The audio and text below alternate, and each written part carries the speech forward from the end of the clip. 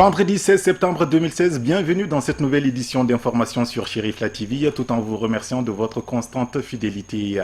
Avant de développer les titres de ce journal, juste vous dire que la saison des pluies a tendance à se prolonger dans notre pays. Cet après-midi, de fortes précipitations se sont abattues sur Moribabougou, d'où nous émettons, et sur une bonne partie de la capitale. Direction à présent le pays des hommes intègres. Roch Marc Christian Kaboré n'est pas seulement le président de la République du Burkina, il est aussi ministre de la Défense du gouvernement et c'est à ce titre qu'il a annoncé ce jeudi que le général Isaac Zida, ancien premier ministre du gouvernement de transition, allait être poursuivi pour désertion en temps de paix et refus d'obtempérer selon une source militaire de son entourage préférant rester anonyme. Le chef de l'État a précisé qu'il s'agissait d'une procédure tout à fait normale et classique qui concernait tout militaire en situation d'absence régulière à son poste. Isaac Zida est actuellement au Canada. En juin dernier, le président avait déjà sommé ce dernier de revenir au pays sans succès. Un deuxième officier préférant rester anonyme, lui aussi a assuré que même si l'intéressé venait à rentrer au bercail, cela n'éteindrait pas la procédure en cours. En sa présence ou non, un conseil d'enquête sera mis en place pour prononcer la sanction contre tout militaire en absence irrégulière en application du règlement de discipline générale RDG. Le général Zida risquerait donc la radiation dans cette affaire. Le Burkina Faso, nous y restons pour vous parler d'une autre affaire mettant en cause une détention arbitraire de la part des autorités. L'ancien ministre des Affaires étrangères burkinabé, Djibril Bassolé, est poursuivi lui aussi pour son implication présumée dans le putsch avorté de septembre 2015. Il est en détention préventive depuis près d'un an dans l'attente d'un procès. Ses avocats dénoncent un fonctionnement anormal de la justice burkinabé dans ce dossier et ont saisi le groupe de travail des Nations Unies sur la détention arbitraire. Ces experts des Nations Unies enquêteront donc sur le contexte de la détention de Djibril Bassolé. Voilà, après le pays des hommes intègres, direction le Tchad. Le président de la République Idriss Déby Itno, président en exercice de l'Union africaine, a reçu le 14 septembre dernier au palais présidentiel le président bissau-guinéen José Mario Vaz en visite d'amitié et de travail au Tchad. Le président de la Guinée-Bissau, José Mario Vaz, et le président de la République, Idriss Déby Itno, ont eu des entretiens en tête-à-tête avant d'élargir les discussions à l'heure de délégation. Le premier citoyen de Guinée-Bissau est venu faire le point au président en exercice de l'Union africaine, Idriss Déby Itno, de la situation que traverse son pays et recueillir ses avis et conseils pour sortir la Guinée-Bissau de cette crise politique. Dans une interview accordée à la presse après ses échanges avec le président de la République, le chef de l'État bissau-guinéen a déclaré qu'il compte beaucoup sur le président Déby en vue de l'aider à trouver la solution à la crise, pas seulement, mais dans son pays pour le reste du continent. La visite du chef d'État bissau-guinéen a également porté sur la coopération entre le Tchad et la Guinée-Bissau ainsi que sur les questions liées à la stabilité et au développement en Afrique. Nous écoutons ici les deux chefs d'État au micro de nos confrères d'Africa 24. Ce n'est pas seulement sur la Guinée-Bissau qu'on a parlé, on a parlé aussi de l'autre pays. Et moi personnellement, j'ai demandé à notre grand pour intervenir directement, d'aider à chercher la solution, pas seulement pour la Guinée-Bissau, mais pour le reste du continent. Parce qu'il est élu pour régler ces problèmes-là. Et nous, on a la confiance dans notre grand. Et c'est à cause de ça que je suis là pour parler de la situation de la Guinée-Bissau. Et il m'a donné le conseil. Il a un feu de route que je vais respecter. Et je vais faire tous que la paix, la stabilité arrive en Guinée-Bissau. Je voudrais féliciter de l'avancée envers la paix de la République de Guinée-Bissau, de mon frère le président José. J'ai la conviction que le dialogue est l'unique solution pour résoudre le problème.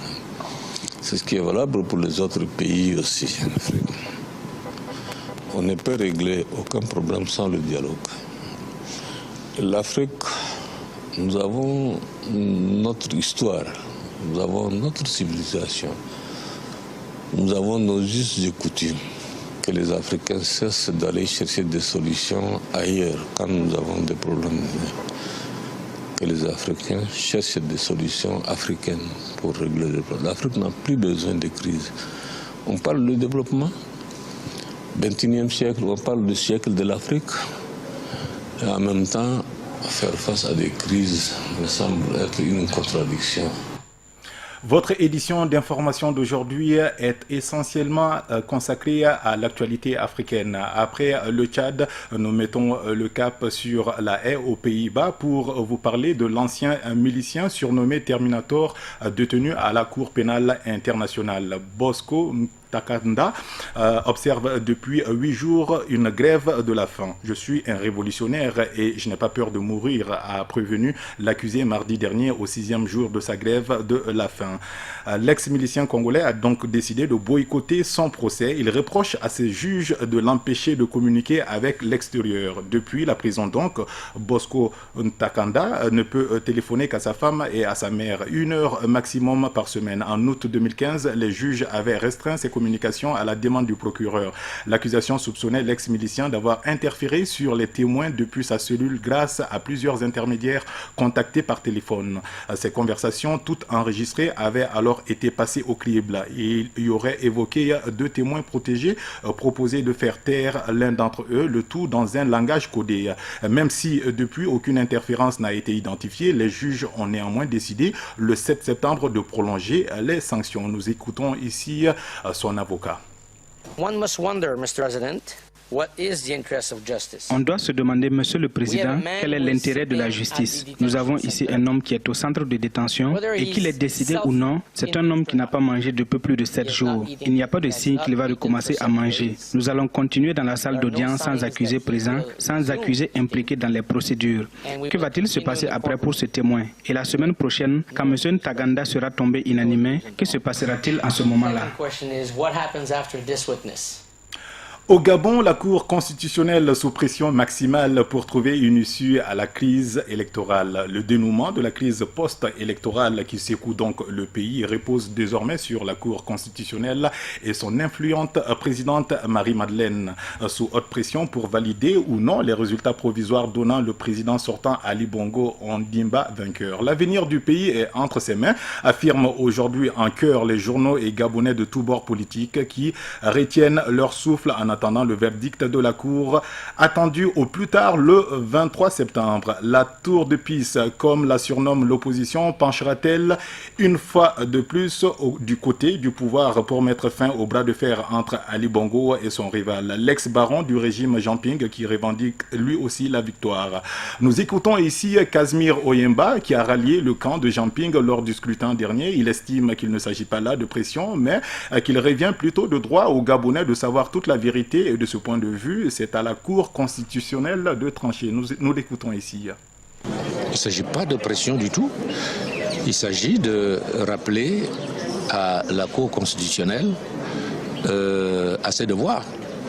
Ce devoir, tel que nous l'entendons, tel que tout le monde l'entend, c'est qu'il y a eu des élections présidentielles au Gabon le samedi 27 août 2016. Les Gabonais ont voté clairement et massivement en faveur d'un candidat qui est M. Ping. Nous demandons simplement à la Cour constitutionnelle de dire la vérité des urnes, de dire ce que les Gabonais ont voté le samedi 27 août 2016. C'est tout ce que nous demandons à la Cour. Il ne s'agit pas de pression. Maintenant, c'est vrai que nous n'avons pas confiance sur la base de ce qui a été fait dans le passé. Nous n'avons pas une grande confiance dans la Cour constitutionnelle du Gabon. Ce n'est pas nous, c'est elle. C'est parce que, comme nous le disons, la Cour constitutionnelle du Gabon, c'est la tour de Pise. Elle penche toujours du même côté, du côté du pouvoir en place. Je demande, moi, vous me posez la question à moi, et c'est ce qui a été dit tout à l'heure dans l'allocution qui a été prononcée par M. Divungui, nous demandons que la vérité des urnes soit constatée et dite par la Cour constitutionnelle. Absolument, absolument, c'est exactement cela. M. Divungui a parlé en notre nom. Nous étions tous là, toutes les forces politiques qui ont accompagné M. Ping au cours de ces élections présidentielles, étaient réunis dans la salle pour écouter M. Divungui. Moi, en ce qui me concerne, je me suis rallié à la candidature unique de M. Ping pour parler au nom de l'ensemble de l'opposition. Ma présence à cette déclaration tout à l'heure manifeste que je suis toujours avec M. Ping. Voilà, la date butoir, ce sera donc le 23 septembre prochain. Parlons de technologie à présent dans cette édition d'information, de l'avancée de la technologie. Des étudiants de l'université Ain Shaim en Égypte ont conçu un véhicule de course hybride. Sa particularité, son fonctionnement au gaz et à l'électricité. Le modèle a donc reçu une récompense lors du Global Hybrid Electric Challenge. Voyons ce commentaire signé Ousmane Sogoré. Les étudiants égyptiens font la fierté de leur pays et du continent africain pour la conception première du genre sur le sol africain d'un véhicule de course hybride. Ces étudiants ingénieurs d'une grande université du pays ont remporté le concours appelé Global Hybrid Electric Challenge, une compétition internationale qui fait la promotion de l'efficacité énergétique dans le monde. Le concept repose sur un fonctionnement à la fois au gaz qu'à l'électricité. Nous avons été invités à prendre part au Global Hybrid Electric Challenge, un concours que nous avons réussi parce que nous avions déjà construit des voitures avec le gaz seul. Mais maintenant, ce qui est nouveau, c'est que nous avons mis en place l'électricité. Ainsi, cette voiture est également considérée comme une hybride.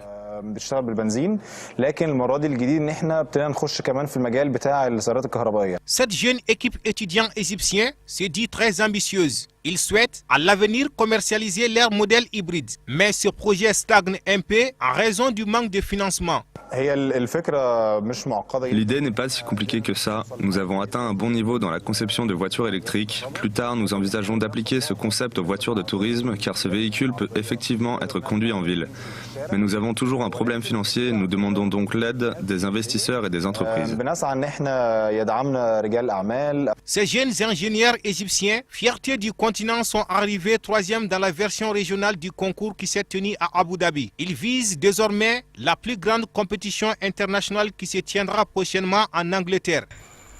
Et ceci nous conduit tout droit à notre magazine d'aujourd'hui, et ce sera donc une rediffusion. L'utilisation de la jarre, sinon l'utilisation des jarres dans les familles maliennes et africaines s'est incrustée dans nos habitudes de tous les jours, comme une tradition que tout le monde respecte, surtout lorsqu'une femme vient de se marier. Voilà, donc c'est un magazine que nous avons décidé de vous proposer aujourd'hui, et c'est signé Abdul Karim Sakou. Habituellement utilisée pour la conservation de l'eau et son rafraîchissement, la jarre est devenue un objet entrant dans les coutumes de beaucoup de Maliens. Il s'agit en effet pour une femme nouvellement mariée d'avoir une jarre dans les ustensiles qui l'accompagnent chez son mari. Au-delà de la femme mariée, la jarre est généralement présente dans tous les foyers, les lieux publics tels que les mosquées, les cours des établissements scolaires. La jarre est fabriquée au Mali par des artisans potiers.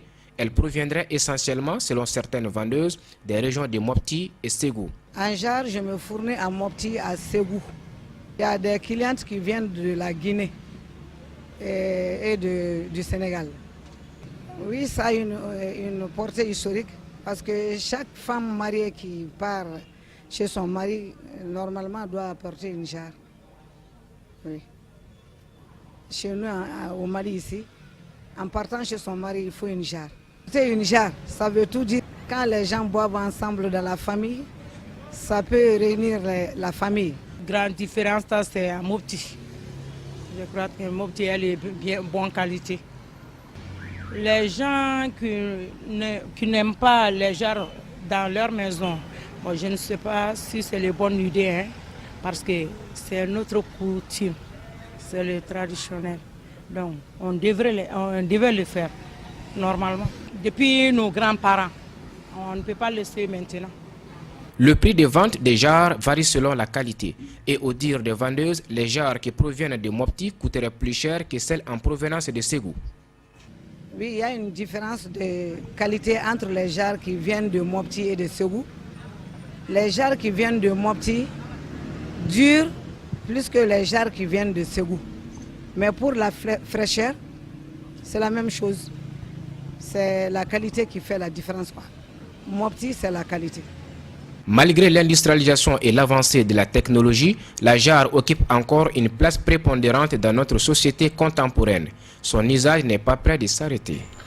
Voilà donc, c'est sur ces belles images de la jarre que se referme donc cette édition d'information de ce vendredi 16 septembre 2016. Tout à l'heure à 21h, retrouvez Kafouné Bakili pour la présentation du bulletin d'information en langue nationale Bamanakan. Je vous souhaite de passer d'excellents moments en compagnie de Chérifla TV. À très bientôt.